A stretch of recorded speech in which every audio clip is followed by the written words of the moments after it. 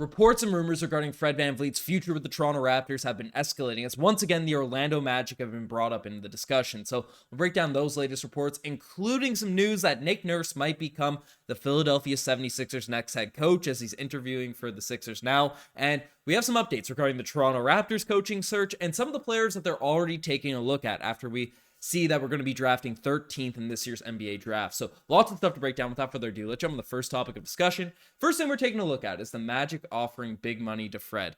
Potentially, could it be happening? Because once again, as all the rumors we were hearing over the course of this season were percolating, the Magic have popped back into the Fred VanVleet discussion. As Tim McMahon came out and said, ESPN reporter, that Orlando has a lot of cap space and they can sign a point guard. And you've heard the Fred VanVleet rumors, some eyes emojis there from Legion Hoops, but basically the rumors that we heard at this year's trade deadline. So people that didn't hear, apparently the Magic were willing to give Fred VanVleet, or planning to give Fred VanVleet, an offer that would stem in the range of about $30 to $35 million annually this summer, which is something I know a lot of Raptors fans wouldn't be that excited if the Raptors brought him back on that type of money. So the Magic seem like a team that could give a serious push to Fred. We've heard in the past week that the Phoenix Suns could express interest in Fred VanVleet as they want to get off of Chris Paul and bring in a competent guard to go around Devin Booker and Kevin Durant. So there's that, and obviously the Rockets news. They didn't land Nick Nurse, but Fred VanVleet could potentially be going down there to replace Kevin Porter Jr. So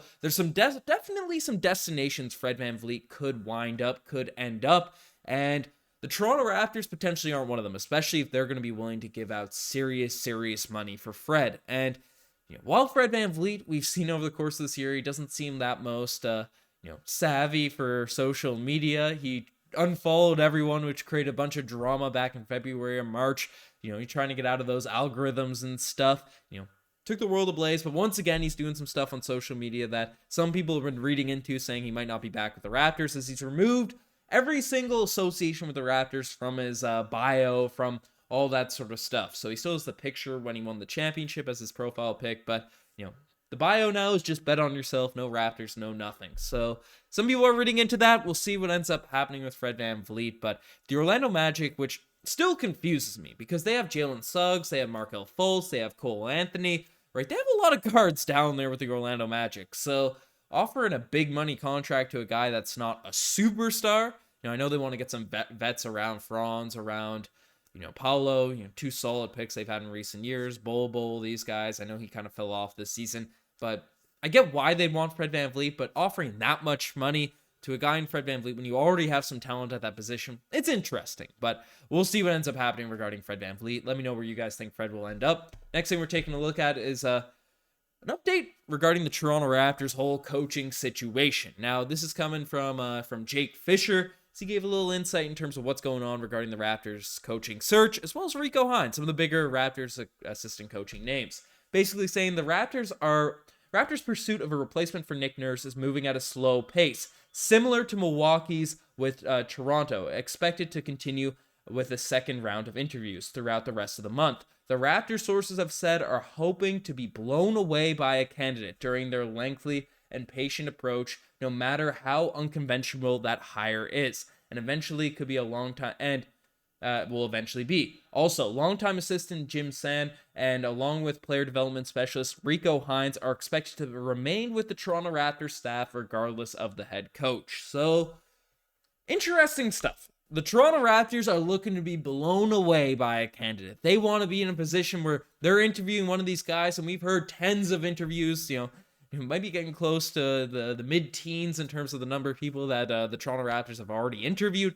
They want to talk to someone regardless of their background, regardless of their experience, and they want to be blown away with what they could do with this team, which honestly I'm all here for, but I just don't want them to wait too long to a point where if you're debating, you have the opportunity to hire a guy like Monty Williams, and you hold off because there's some random guy in two-bit nowhere that you think might blow you away, right? That could be unfortunate, especially with all the attractive destinations, right? Houston jumped on their head coach really fast, and they got to jump on Ime Udoka before Philadelphia 76ers could, before the Milwaukee Bucks could. So the Raptors have to play that game, have to be smart about it. But it's cool that Jim Sand and Rico Hines will be back with the team next season. So let me know who you guys would like to see as the Raptors' next head coach.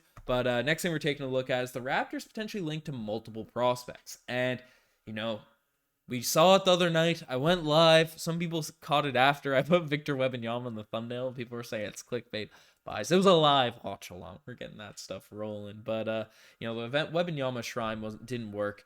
We ended up getting the 13th pick in this year's NBA draft. And Masai Ujiri, Bobby Webster, the Raptors scouting team, they're not taking their sweet time in terms of scouting out some prospects. And basically, first one that that's been named is Anthony Black. The Raptors have spoken with him, the Arkansas's product. Basically, he's a guy 6'7", he's a guard, shot 30%, from the three-point line. Not that much of a shooter, not that efficient, but 13 points per game, 5 rebounds, 4 assists.